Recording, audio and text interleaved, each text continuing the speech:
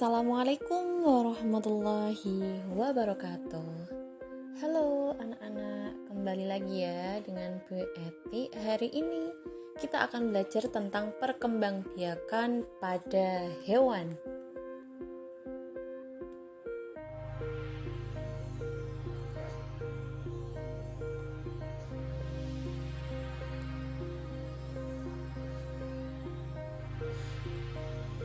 Materi kelas 9 semester 1. Anak-anak, hewan itu ada dua jenis ya. Yang pertama hewan tingkat tinggi, contohnya sapi, kambing, kerbau. Ini umumnya merupakan hewan vertebrata. Dan yang kedua hewan tingkat rendah, contohnya ubur-ubur, cacing planaria, amoeba, kutu daun, dan lainnya. Dan ini umumnya terdiri dari hewan invertebrata. Hewan tingkat tinggi berkembang biak secara generatif, sedangkan hewan tingkat rendah berkembang biak beberapa secara generatif dan vegetatif. Lalu bagaimana cara hewan berkembang biak secara vegetatif? Nah, caranya yang pertama adalah membentuk tunas, di mana individu baru terbentuk dari individu dewasa dengan cara tumbuh dari bagian tubuh individu dewasa.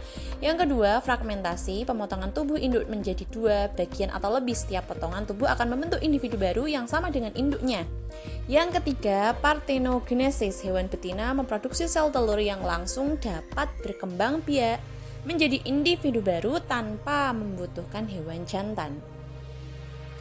Perkembangbiakan vegetatif hewan, yang pertama tadi tunas, contohnya adalah ubur-ubur.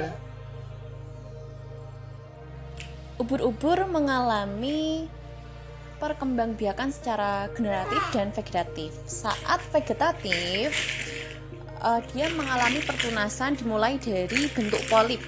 Nah, polip tersebut kemudian tumbuh dan menghasilkan medusa muda. Yang kedua, fragmentasi cacing planaria. Nah, cacing planaria ini apabila kepalanya dipotong, maka dia bisa membentuk bagian tubuh dan ekor. Apabila bagiannya hanya terdiri dari tubuh, maka nanti tubuh akan membentuk kepala dan ekor, dan apabila hanya ada ekornya, maka bisa membentuk tubuh dan kepala. Yang ketiga, parthenogenesis pada lebah. Nah, jadi lebah ratu dia bisa menghasilkan telur yang bisa berkembang biak menjadi lebah dewasa.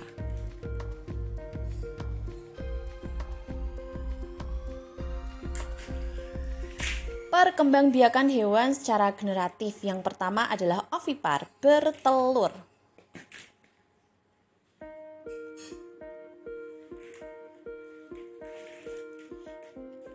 Embrio berkembang biak di dalam telur. Untuk menetas menjadi individu baru, setiap jenis telur hewan membutuhkan suhu yang berbeda. Contohnya telur ayam. Dia akan menetas pada suhu 38,33 derajat Celcius sampai 40,55 derajat Celcius. Telur itik dia akan menetas pada suhu 37,78 derajat Celcius sampai 39,45 derajat Celcius. Puyuh akan menetas pada 39,5 derajat Celcius dan walet akan menetas pada suhu 32,22 derajat Celcius sampai 35 derajat Celcius. Yang kedua, vivipar atau beranak. Embrio berkembang di dalam uterus atau rahim dan mendapatkan makanan atau nutrisi dari induk melalui perantara plasenta. Nah, berikut ini adalah contoh hewan beranak. Ada sapi, monyet, gajah, kucing, kelinci. Kemudian hewan bertelur, contohnya ada ikan, buaya, itik, cicak, bebek, kura-kura, capung, burung. Dan hewan beranak serta bertelur di situ ada, contohnya adalah ular. Nah, ovovipar itu embrio berkembang di dalam telur yang berada di dalam tubuh betina, kemudian menetas dalam tubuh betina dan kemudian dilahirkan. Metamorfosis. Apa sih? Nah, metamorfosis adalah perubahan struktur tubuh tiap tahap pertumbuhan dan perkembangan makhluk hidup. Metamorfosis ini ada 2 jenis, metamorfosis sempurna. Contohnya pada kupu-kupu, dari telur kemudian berubah jadi larva, pupa, dan jadilah kupu-kupu dewasa. Metamorfosis sempurna ini ditandai dengan adanya pupa ya anak-anak. Dan apabila diperhatikan pada metamorfosis sempurna, maka bentuk tubuh hewan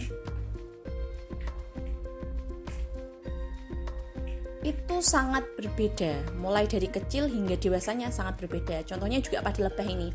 Lebah ratu dia bertelur, kemudian diberi makan oleh lebah pekerja, berkembang, kemudian jadi larva, menjadi pupa, dan lahirlah lebah dewasa. Metamorfosis sempurna juga terjadi pada nyamuk.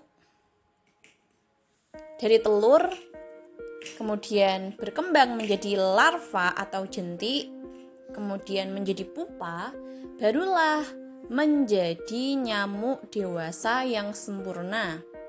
Terjadi juga pada katak. Dari telur akan menetas menjadi berudu, berudu 2 kaki, berudu 4 kaki, katak muda berekor, dan jadilah katak dewasa.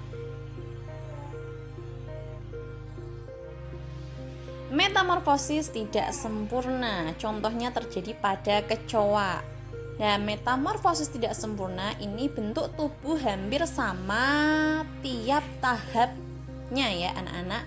Contohnya juga terjadi pada belalang, dari telur, kemudian nimfa, individu yang masih muda, kemudian berubah menjadi imago, individu dewasa. Ini perbedaannya hanya tidak memiliki sayap, tapi bentuk tubuhnya hampir sama. Teknologi reproduksi hewan itu ada inseminasi buatan. Nah, inseminasi buatan itu adalah memasukkan sel sperma jantan ke dalam induk betina dengan menggunakan alat tertentu.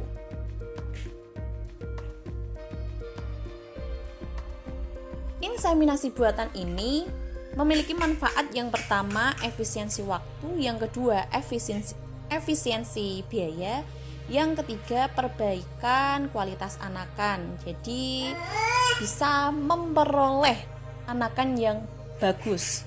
Contohnya dagingnya yang berkualitas. Nah, sekian ya. Semoga bisa dipahami. Jangan lupa untuk subscribe dan like. Wassalamualaikum warahmatullahi wabarakatuh.